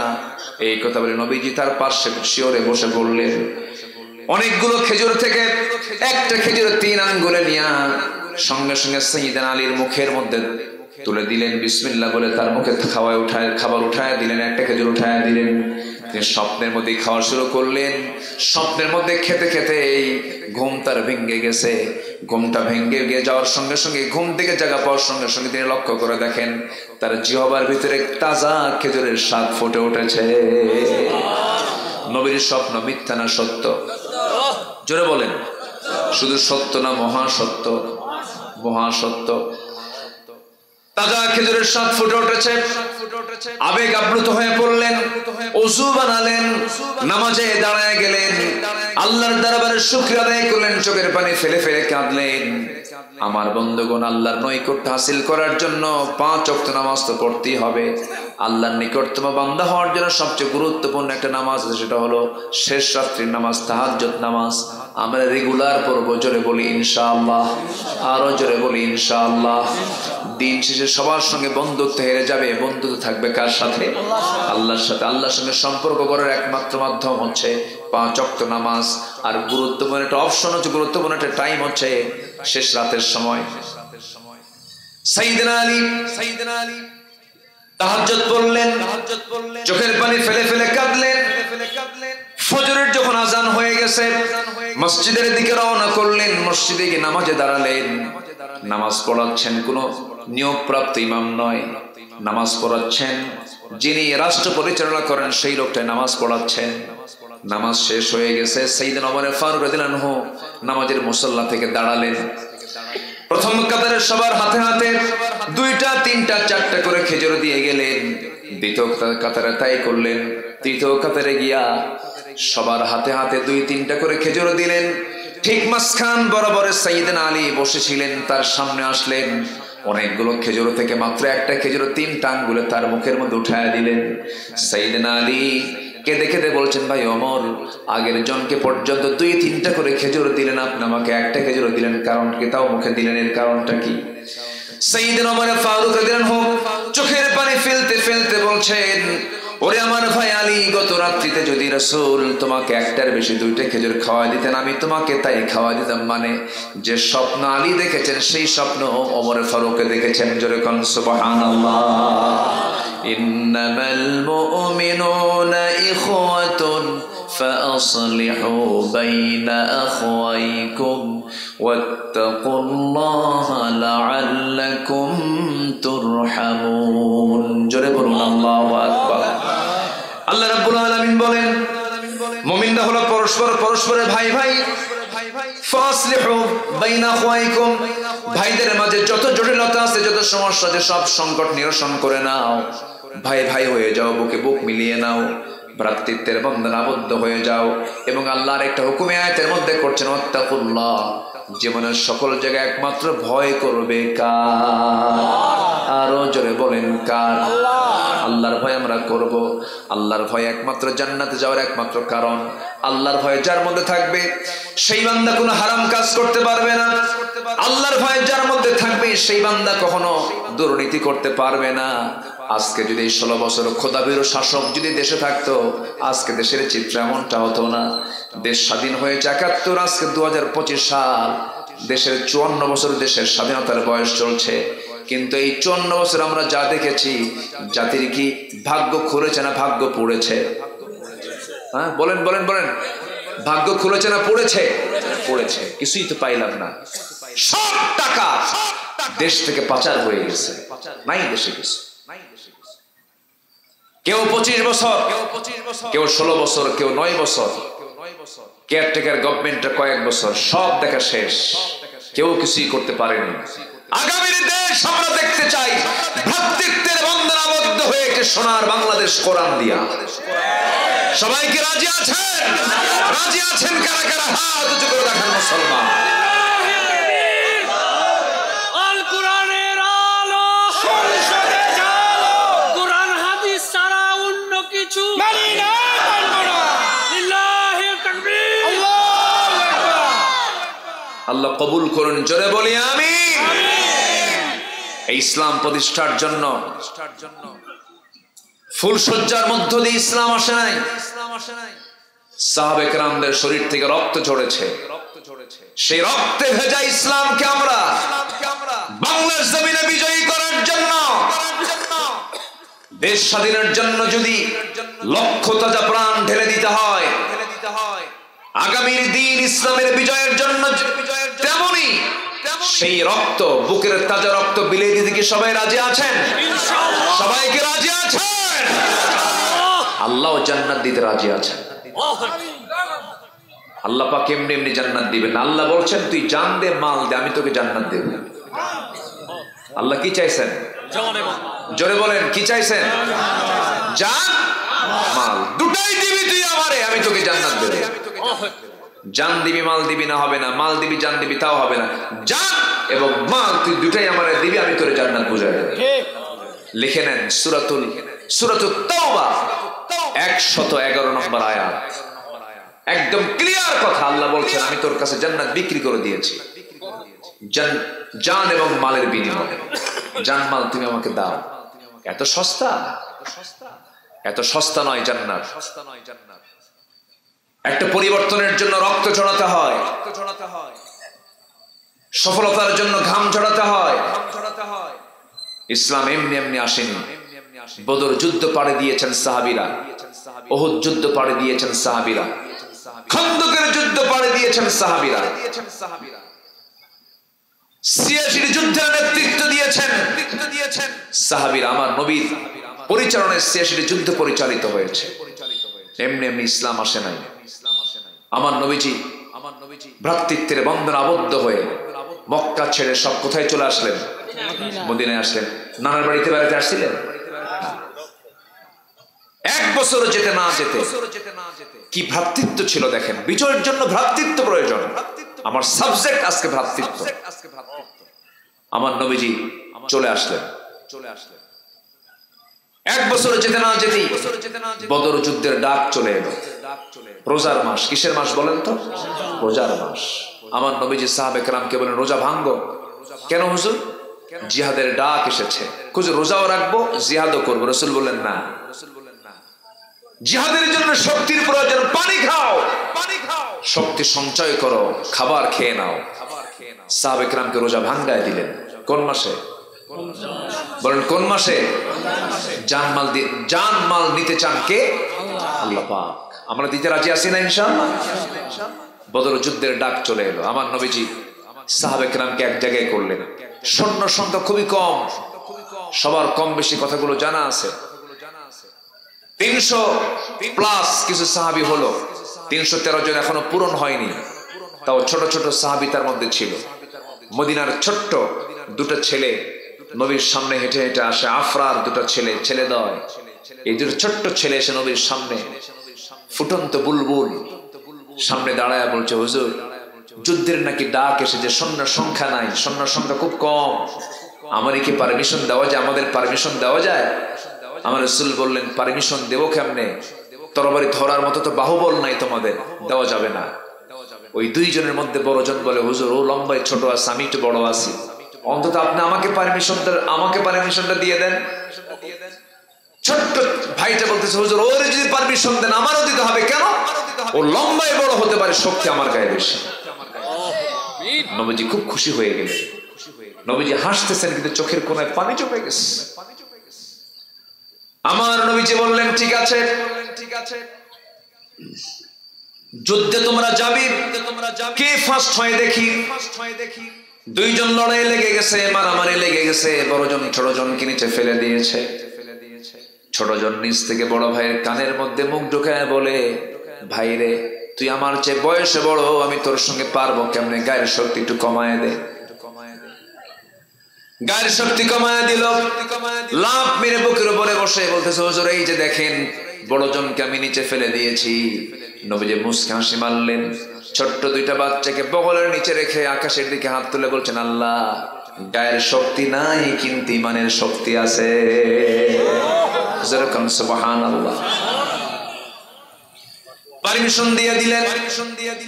যুদ্ধ শুরু হয়ে যাবে। আমার নবীজি ৩১৩ জন সংগ্রহ করলেন। বদর প্রান্তরটা ছিল মদিনা মুনাওয়ারা থেকে ৮০ মাইল দূরে। কত মাইল দূরে বলেন? ৮০ মাইল দূরে। পায়ে হেঁটে হেঁটে পা গুলো ফুলে গেছে, পা গুলো ফসকা পড়ে গেছে। রমজান মাস। হাতে তরবারি নাই কারো, কোন সাহাবীর হাতে তরবারি নাই। তারা খেজুর গাছের ডাল হাতের মধ্যে নিয়েছেন। যুদ্ধে অংশগ্রহণ করলেন। যুদ্ধ শুরু হয়ে যাবে। আমার নবীজি যুদ্ধ পরিচালনা করতেছেন। বদর যুদ্ধের দিন কাফেরদের ভিতরে অধিকাংশ কাট্টা কাফেররা অংশগ্রহণ করেছিল। সাহাবে কেরাম এদিকে ৩১৩ জন সাহাবী রাসূল যখন বদর প্রান্তরে যখন উপস্থিত হয়ে গেলেন, যে জায়গায় তিনি দাঁড়ানো ছিলেন সেই জায়গা ছিল বালুর জায়গা। আল্লাহ পাক আমাকে এই সচক্ষে দেখার তৌফিক দান করেছেন। বালুর মাটিতে যখন লেগে যায়, পাটা ডেবে যায়, হাঁটু পর্যন্ত পা গেড়ে যাচ্ছিল। সাহাবীরা বলছেন, ইয়া রাসূলুল্লাহ, যুদ্ধ করতে আসলাম আল্লাহর পথে, আমাদের পা ডেবে গেলে আমরা যুদ্ধ করব কেমনে? আল্লাহর পক্ষ থেকে সাহায্য চলে আসলো। আকাশ ঘন মেঘ জমা হয়ে গেল, বৃষ্টি নাজিল হলো। বালুর উপরে যখন পানি পড়ে, বালুটা শক্ত হয় না নরম হয়? শক্ত হয়ে যায়। গরম পরিবেশ ঠান্ডা হয়ে গেল। সুন্দর পরিবেশ তৈরি হয়ে গেছে। যুদ্ধ শুরু হয়ে গেছে। এই যুদ্ধের ময়দানে সাহাবীরা অংশগ্রহণ করলেন। 14 জন সাহাবী শাহাদাত বরণ করেছেন। কয়জন সাহাবী বলেন? 14 জন সাহাবী শাহাদাত বরণ করেছেন। এর মধ্যে ওই যে ছোট্ট দুইটা বাচ্চা যখন যুদ্ধের অনুমতি পেয়ে গেলেন, এর মধ্যে একজন, ওই 14 জনের মধ্যে একজন, এই দুই ভাইয়ের মধ্যে একজন শাহাদত বরণ করেছেন। যুদ্ধের ময়দানে গিয়ে এক সাহাবীকে ডাক দিয়ে বলো, চাচা, কাফিরদের নেতা, কুরাইশদের নেতা আবু জেহেল কোথায়? সাহাবী বলছে, আবু জেহেল দিয়ে কি করবা? ছোট্ট আওয়াজে বলতেছে, আমরা আজকে যুদ্ধের ময়দানে যেতে চাচ্ছি, কারোর সঙ্গে মোকাবেলা করার জন্য নয়। আমাদের মূল লক্ষ্য হলো আবু জেহেল খতম হয়ে গেলে আমাদের কোনো যুদ্ধ করার প্রয়োজন নাই। জোরে করে আল্লাহু আকবার। ছোট্ট মানুষ, বড় টার্গেট। বড়জন যুদ্ধের ময়দানে ছোটজনকে বলছে, বলো চলো আবু জেহেলকে খুঁজে বের করি। এক সাহাবীকে ডাক দিয়ে বলছে, কই আবু জেহেল, কই যে আবু জেহেল দেখা যায়? বলতে দেরি হলো, সিংহের মতো গর্জন দিয়ে চলে গেছে। আবু জেহেলের দুই পাশে দুজন পজিশনে দাঁড়ায় আছে। ছোট্ট তরবারি নিয়ে আবু জেহেলের দুই পায়ে সজোর আঘাত করেছে। আঘাত করার সঙ্গে সঙ্গে আবু জেহেল ওই যে ধরাশয়ী হয়ে জমিনে পড়ে গেছে। আবু জেহেল কোমর সোজা করে আর কোনোদিন দাঁড়াতে পারে নাই। যেরকম আল্লাহু আকবার। কিন্তু একদিকে এইদিকে এসে বড় ভাই কাফিরদের দ্বারা আক্রান্ত হয়ে গেলেন। পিছন দিক থেকে একজন কাফির তার ডান হাতে যে হাতে তরবারি ছিল সে হাতে মেরে দিয়েছে তরবারির আঘাত। এক আঘাতে ঝমঝম করে তরবারি পড়ে গেছে। হাতটা এক আঘাতে ঝুলে আছে চামড়ার সঙ্গে। বাম হাতে চট করে তরবারি তুলে নিয়েছেন। বাম হাতে যুদ্ধ করতে করতে ডান ঝুলন্ত হাতটা, ডানের ঝুলন্ত হাতটা সে বারবার বাম হাতে ধাক্কা খায়। নামাজের মধ্যে, সেই যুদ্ধের মধ্যে ওই সাহাবী করলেন কি, ডান হাতটা সোজা বাম পায়ের তলে রেখে এত জোরে টান মারলেন, হাতটা ছিটকে পড়ে গেল। যুদ্ধ থামালেন না, যুদ্ধ চালাতে লাগলেন। এক পর্যায়ে দেখা গেল কাফিররা তার বাম হাতটাও কেটে ফেলে দিয়েছে। যুদ্ধ করবেন কি দিয়ে? দুই তরবারি, দুই হাতি দোনায় তরবারি ধরবেন কেমনে? ঝনঝন করে তরবারি পড়ে গেছে। কালিমার ঝান্ডা ফেলতে দিলেন না, কালিমাকে উপলান করেছেন। এক পর্যায়ে দেখা গেল পিছন থেকে একজন কাফের এসে সেই ছোট্ট বাচ্চার গর্দান বরাবর আঘাত করেছে। মস্তকটা ছিটকে পড়ে গেল। বড় ভাই মাস দুনিয়া থেকে বিদায় নিয়ে গোটা বিশ্ববাসীকে জানায়া দিলেন, ও দুনিয়ার মুসলমান, ভ্রাতৃত্বের বন্ধনে আবদ্ধ হয়ে উখুয়াত তৈরি করে আল্লাহর জমিন, আল্লাহর দিন কায়েম করার জন্য, জান্নাত পাওয়ার জন্য জানমাল এমন করে কোরবান করে দিতে হয়। জোরে কোন সুবহানাল্লাহ। আমরা জিহাদ করব কার পথে? আসতে বলবেন না, কার পথে? আরো জোরে, কার পথে? নামাজ না পড়া? নামাজ পড়ার দরকার আছে না নাই বলেন? 5 ওয়াক্ত নামাজ পড়বেন কারা কারা? একটু হাত তুলে দেখান দেখি। জোরে বলি ইয়া আল্লাহ। আরো জোরে বলি ইয়া আল্লাহ। আমাদেরকে 5 ওয়াক্ত সালাত আদায় করার তৌফিক তুমি আল্লাহ দিয়া দাও। জোরে বলি আমিন। আরো জোরে আমিন। আরো জোরে আমিন। কষ্ট দিয়ে ফেললাম মনে হয়। আমার দেশে নামাজি বেশি না বেনামাজি বেশি? হ্যাঁ, যাকাত দাতা বেশি না সুদখোর বেশি? হ্যাঁ বলেন। আমার দেশে বিয়ে সহজ না জেনা সহজ? কি পরিবেশ আমরা উপহার দিলাম, কি পরিবেশ আমরা উপহার দিলাম। সব কিছু চেঞ্জ হয়ে যাবে। একটা কথা বারবার বলছি, সেটা হলো আমরা ভ্রাতৃত্বের বন্ধন আবদ্ধ হয়ে কোরআনকে লালন করব। জোরে বলি ইনশাআল্লাহ। আর জোরে বলি ইনশাআল্লাহ। ভ্রাতৃত্ব আমরা তৈরি করব। অনেক রাত হয়ে যাচ্ছে, আপনারা কষ্ট পাচ্ছেন, 2-1 করে উঠে যাচ্ছেন এবং আমাকে অনেক আগে একটা চিরকুট দেওয়া হয়েছে। আমি এটাকে চুপ করে রাখছি এই জন্য যে আমি আপনাদের সম্মানে বলিনি, সম্মানে আমি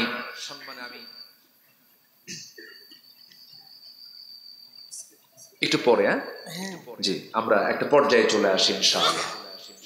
এই মাহফিল প্রত্যেক বছরই তো হয় না? 21তম মাহফিল। বলি আলহামদুলিল্লাহ। জোরে আলহামদুলিল্লাহ বলেন। জোরে বলি আলহামদুলিল্লাহ। অনেক সুন্দর, অনেক সুন্দর। এই মাহফিল প্রত্যেক বছর হোক, সবাই চান না ইনশাআল্লাহ?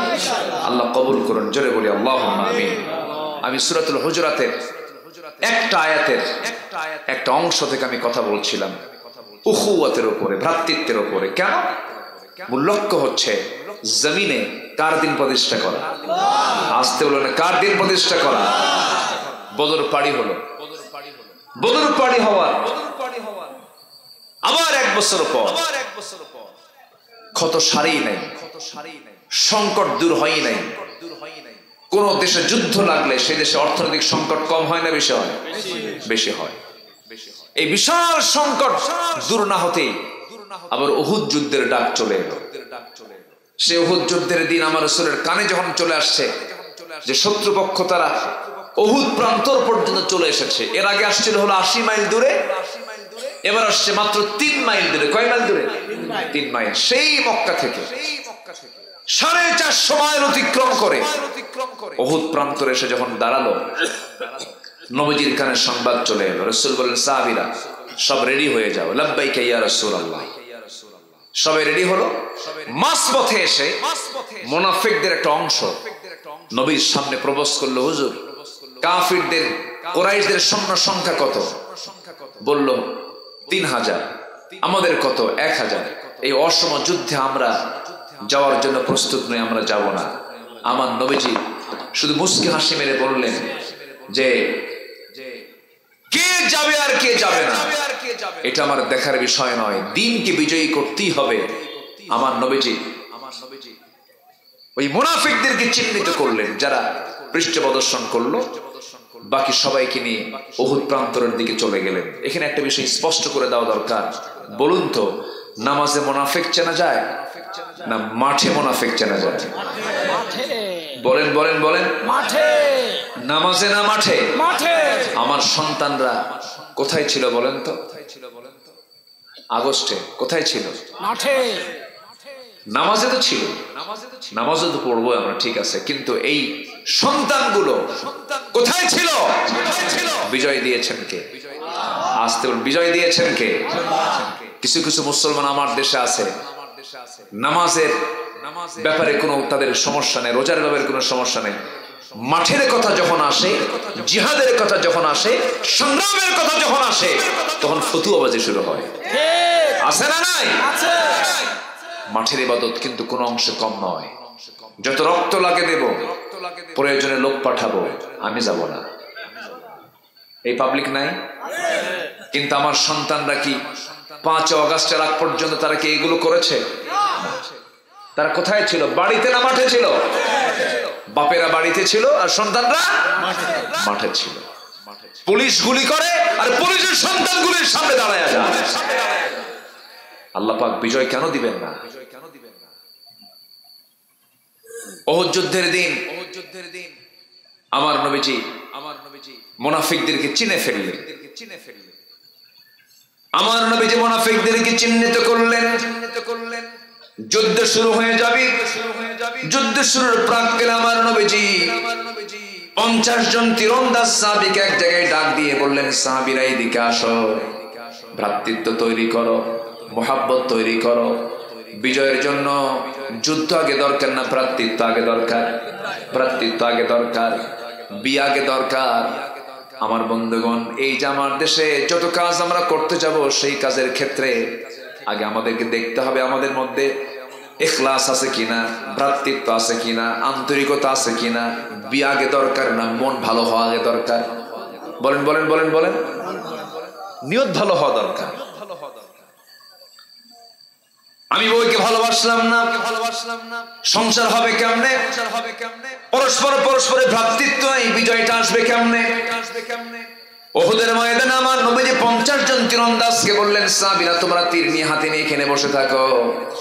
এই জায়গা থেকে নরমান, এটা একটা চিকন রাস্তা আছে, কাফের এদিক দিয়ে আক্রমণ করতে পারে। যুদ্ধ শুরু হয়ে গেছে। যুদ্ধে মুসলমানদের বিজয় প্রায় হয়ে গেছে।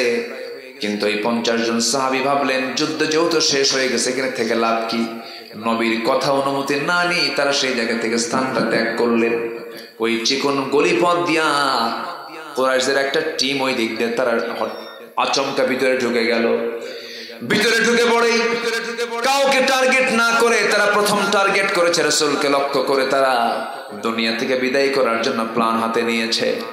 দূর থেকে করলো কি, হাতের মধ্যে পাথর নিয়ে মারা শুরু করে দিল। আগে প্রথমে মারলো, তারা তীর মারা শুরু করলো। 10 জন সাহাবী নবীর চতুর্পাশে প্রাচীরের মতো দাঁড় হয়ে বলছে, হুজুর যত তীর লাগবে আমাদের গায়ে লাগবে, আপনার গায়ে একটা আঁচড়ও লাগাতে দেব না। 10 জন সাহাবী সেখানে শাহাদাত বরণ করলেন। আমার নবীজি একাকী পড়ে গেলেন। একটু দূর থেকে কয়েকজন কাফের হাতে পাথর নিল, পাথর মারা শুরু করে দিল। নবীজির মাথায় সেদিন টুপি ছিল না, নবীজির মাথায় সেদিন হেলমেট ছিল, নবীজির মাথায় সেদিন পাগড়ি ছিল না, নবীজির মাথায় সেদিন হেলমেট ছিল। লোহার লৌহ বর্ম পড়েছেন, হাতে তরবারি ছিল, বর্ষা ছিল, ঘোড়ার পিঠে মুহাম্মদ, সেনাপতি মুহাম্মদ সাল্লাল্লাহু আলাইহি ওয়াসাল্লাম।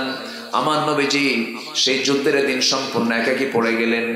কাফেররা তাকে টার্গেট করে জমিনে ফেলে দিয়ে ফেললো, এমন ভাবে তাকে আক্রান্ত করলো। দূর থেকে পাথর যখন মারলো, হেলমেটের চিকন লোহা নবীর কপালের মধ্যে গেঁথে গেল। আরেকটা আঘাত করলো গাল বরাবর, শিরস্ত্রাণের চিকন লোহা নবীজির গালের মধ্যে গেঁথে গেল। আরেকটা আঘাত করলো নবীজির মুখ বরাবর, সামনের সুন্দর সুন্দর দুটি দাঁত ভেঙে পড়ে গেল। একই মুখের ভিতরে 3টে ইঞ্জুরি, কপালে লোহা, গালে লোহা, মুখের দাঁত 2টা নাই। বিশ্বনবী, যে বিশ্বনবী রাস্তায় হাঁটলে পরে, সূর্যের নিচে হাঁটলে পরে, সূর্যের নিচে আল্লাহ রাব্বুল আলামিন এক খণ্ড মেঘ দিয়ে রাখতেন। জোরে কান সুবহানাল্লাহ। যে নবী আমার নখের ইশারায় আকাশের চাঁদ দ্বিখণ্ডন করেছেন, যে নবী জন্মের সময় আবু তালেব বলেন, বাদেজা মোহাম্মদ, আমি তোমাকে ছোট্টবেলায় দেখেছি, তুমি যখন ছোট্ট নবজাতক ছিল আমি তোমাকে নিজের চোখে দেখেছি। আমি তোমাকে দেখতে আসলাম, তোমার মা তোমাকে দেখে শুধু কান্দে, তোমার কাছে আসে না, শুধু ছটফট করে আর কান্দে। কিন্তু আমি লক্ষ্য করে দেখলাম তোমার মা তোমার কাছে না আসলেও আমি তোমাকে নিজের চোখে দেখেছি। চাঁদনি আকাশের নিচে যখন তোমার মা তোমাকে শুয়ে রেখেছে, সেই সময় তুমি একাকী হাত পা নড়াচড়া করো। তোমার হাতের ইশারা যখন তোমার ডান দিকে তোমার হাতটা চলে যায়, আকাশের চাঁদটা ডান দিকে চলে যায়। তোমার হাতটা যখন বাম দিকে যায়, তোমার হাতের সঙ্গে সঙ্গে চাঁদটা বাম দিকে চলে যায়। যখন তুমি তোমার 2 হাতটা দিয়ে যখন হাতটা নিচের দিকে নেমে আনো, চাঁদটা নিচের দিকে নেমে আসে। আমি কি ভুল দেখছি নাকি মোহাম্মদ, বলো তো? রাসূল মুস্কি হাসি মেরে বলছেন, চাচা আপনি যা দেখেছেন সঠিক দেখেছেন, কারণ আমার মা আমাকে করে নিতে পারেন না, এই জন্য, কারণ স্বামীকে তিনি হারিয়েছেন। সন্তান জন্ম নেওয়ার পরে সন্তানকে দেখি সবচেয়ে খুশি হবে যেই লোকটা সেই স্বামী তারা দুনিয়া থেকে বিদায় নিয়েছেন। আমার বাপ তো আমার জন্মের আগেই দুনিয়া থেকে বিদায় নিয়েছেন। আমার মা বারবার স্বামীর কথা মনে করে আমাকে কোলে নিতে পারেন না। সেই সময়টুকুন আমি শূন্য ছিলাম, আমাকে খেদমত করার জন্য কেউ ছিল না। সেই জন্য মহান রব্বুল আলামিন ওই শূন্য সময়টুকুন মহান রব্বুল আলামিন আমার জন্য আকাশের চাঁদটা খেলনা বানাইয়া দিয়েছিলেন। জোরে বলি সুবহানাল্লাহ, আরো জোরে বলি সুবহানাল্লাহ। সেই বিশ্ব নবী আমার, যার সম্মান আল্লাহর পরে, যার মর্যাদা আল্লাহর পরে, সেই নবীজি উহুদ যুদ্ধের দিন একাকী পড়ে গেলেন। পাথরগুলো মারল, নবীজি মুক্ত করে জমিনে পড়ে গেলেন। কাফিরদের মধ্যে চতুর্দিক থেকে আনন্দ ছড়িয়ে পড়লো। কাফিররা প্রচার করে ফেললো মুহাম্মদ দুনিয়া থেকে বিদায় হয়ে গেছে। কুতিলা মুহাম্মদ, কুতিলা মুহাম্মদ, মুহাম্মদ নিহত। আমার নবীর ইন্তেকালের অপপ্রচার চতুর্দিকে ছড়ানো হলো। সাহাবে কেরামদের মধ্যে কান্নার রোল পড়ে গেছে। সাইয়েদনা ওমর ফারুক রাদিয়াল্লাহু তাআলা কাঁদতে কাঁদতে পাগলের মতো হয়ে গিয়ে তরবারি বের করে নিয়ে বলছে, যে দুনিয়াতে রাসূল বেঁচে নাই, সেই দুনিয়া তোমার বাঁচার কোনো প্রয়োজন নাই। নবীর প্রতি মুহাব্বত থাকার দরকার আছে না নাই? ভাই ভাই মুহাব্বত থাকার দরকার আছে না নাই? ভ্রাতৃত্বের দরকার আছে না নাই? আমার ভাইয়েরা, যত বিজয় পৃথিবীতে আসছে সব বিজয়ের পিছনে একটা হলো সবচেয়ে বড়, 1 নম্বরে যেটা আল্লাহর সাহায্য, নাম্বার 2 হলো উখুওয়াত, ভ্রাতৃত্ব। আল্লাহু আকবার বলেন। এক থাকা। সংসারে কখনো ফাটল সৃষ্টি করা যাবে না, দ্বীনি বন্ধনে কোন প্রকার ফাটলতা সৃষ্টি করা যাবে না। এটাই হলো বিজয়ের সবচেয়ে বড় দিক। আজকে ফিলিস্তিনকে মারা তো দূরের কথা, গুলি করা তো দূরের কথা, মিসাইল মারা তো দূরের কথা, চোখ কান না তাকানোর সাহস ইসরায়েল পেত না। মুসলমানরা এক থাকতে পারত। ভ্রাতৃত্ব নাই, নিজেরাই মারামারিতে ব্যস্ত, নিজেরাই ক্ষমতার দ্বন্দ্ব নিয়ে ব্যস্ত। সম্মানিত ভাইয়েরা, উহুদ যুদ্ধের দিন আমার নবীজি সম্পূর্ণ একাকী পড়ে গেলেন। তীর মারলো, পাথর মারলো, নবীজি মুখ থুবড়ে পড়ে গেলেন। এক সাহাবী দৌড় মেরে এসে রাসূলকে জড়ায়া ধরলেন, কোলের মধ্যে জড়ায়া ধরে নিয়ে উঁচু একটা পাহাড়ের চূড়ায় তাকে শোয়া রাখলেন। আমার নবীজির পাশে কেউ নাই। সেই সময় একজন সাহাবী, পাগল সাহাবী উবাইদা ইবনে জাররাহ তার পাশে বসা ছিলেন। দেখতে পেলেন কপালে লোহা, গালে লোহা। এই লোহাগুলো বের করবেন কেমনে, পেরেশান হয়ে গেলেন। হাত লাগান, টান দেন, রসুল আও চিৎকার করেন। এবার করলেন কি, রসুল যেন কষ্ট না পান, আস্তে আস্তে না টান দিয়ে জোরে টান দিতে হবে মনে করে দাঁতটা লাগাই দিলেন লোহার সাথে। এমন জোরে টান মারলেন, এক টানে লোহা বের হয়ে আসলো, ফিনকি দিয়ে রক্ত পড়া শুরু হয়ে গেল। গালের লোহাটা টান দিলেন, গাল থেকে রক্ত পড়া শুরু হলো। সেই রক্তগুলো জমিনে ফেলতে দিলেন না সেই সাহাবী। আমার নবীর আড়ালে, আমার নবীর চোখের আড়ালে করলেন কি, লোহা সেই রক্তগুলোকে নিয়ে হাতের অঞ্জলিতে ভরায়া নিলেন। লুকায় লুকায় সেই রক্তগুলো ওই সাহাবী পান করছেন। রাসূল বলছেন, ওবাইদারে আমার চোখে ফাঁকি দিয়া আমাকে না বলে কি যেন তুমি খাচ্ছ, কি যেন তুমি পান করছো হুজুর? আপনার রক্ত জমিনে কোথায় ফেলবো, জায়গা পেলাম না, এই জন্য আমি পান করে নিয়েছি। রাসূল বলছেন, যে দেহে বিশ্বনবীর রক্ত প্রবাহিত, সেই দেহ আল্লাহর জাহান্নাম তার জন্য, আল্লাহর জাহান্নামটা তার জন্য আল্লাহ পাক হারাম করে দিয়েছেন। যেরকম সুবহানাল্লাহ। আমার ভাইয়েরা, হাইয়ান মাজরুহান, নবীজি চূড়ান্ত আকারে আহত হয়ে গেলেন। নবীজির মাথায় ব্যান্ডেজ লাগানো, দাঁত দুইটা ভেঙে দিয়েছে কাফের মুশরিকরা। নবীজি সেই সময় শক্ত কোনো খাবার খেতে পারেন নাই, সেই সময় তিনি হালুয়া খেয়েছেন। আমার রাসূল মিষ্টি খেয়েছেন, দাঁত ভাঙ্গার আগে না পরে, আস্তে কয়, দাঁত ভাঙ্গার আগে না পরে খেতে পারেন না, এই জন্য তিনি নরম করে খেয়ে নিয়েছেন। আমার বন্ধুগণ, মিষ্টি খাওয়া সুন্নাত, দুপুরে ঘুম পাড়া সুন্নাত, চোখে সুরমা দেওয়া সুন্নত, মিসওয়াক করা সুন্নত, আর আল্লাহর দিন কায়েমের জন্য রক্ত ঝরিয়ে জমিনটাকে রক্ত রঞ্জিত করা সুন্নত। এই দুই সুন্নত কখনো কি সমান হতে পারে? আসতে বলবেন না, পারে? পারে না। আমার বন্ধুগণ, এই জন্য আমার ভাইয়েরা, প্রথমে আমি যে কথাটা বলতে চাচ্ছি, মুসলিম বিশ্বের সংকট হলো ভ্রাতৃত্ব। এই ভ্রাতৃত্ব আমরা তৈরি করব, পারিবারিক সম্পর্ক আমরা গড়ে তুলব, সন্তানদের দিকে আমরা খেয়াল করব, পরিবারকে জান্নাতি পরিবার বানায় ফেলবো, সমাজকে সুন্দর করে সমাজের দিলে সাজানোর জন্য নামাজের পরিবেশ তৈরি করে ফেলবো। যুবকরা, তোমার আমার কথাগুলো শোনো। তুমি যে গ্রামে বসবাস করো, সেই গ্রামে লক্ষ্য করে দেখবা কারা নামাজ পড়ে, কারা পড়ে না, তাদেরকে দাওয়াত দিবা। কোন ঘর থেকে বোরকা ছাড়া একটা মেয়ে বের হয়, সেই বাড়িতে চলে যাবে, তার গার্জিয়ানকে বলবে, চাচা এই বাড়ি থেকে আপনার মেয়েটা বোরকা ছাড়া বের হয়, আমাদের চোখের গুনাহ হয়ে যায়, আমাদের সমস্যা হয়ে যায়। অতএব এই গ্রামে বসবাস করতে হলে বোরকা ছাড়া বের হওয়া যাবে না। এইগুলো বিজয়ী করার জন্য, এই কথাগুলোকে বাস্তবায়ন করার জন্য কি দরকার? পৃথক থাকা দরকার না, ভ্রাতৃত্ব দরকার সব জায়গায়। এটা ছাড়া, এটা হলো সবচেয়ে বড় পুঁজি। যুদ্ধ ভ্রাতৃত্ব, জামাত ভ্রাতৃত্ব, বিজয় ভ্রাতৃত্ব, কোনো কিছুকে অর্জন করতে কি ভ্রাতৃত্ব। আল্লাহ তুমি সবাইকে বোঝার তৌফিক দাও, জোরে বলি আমিন।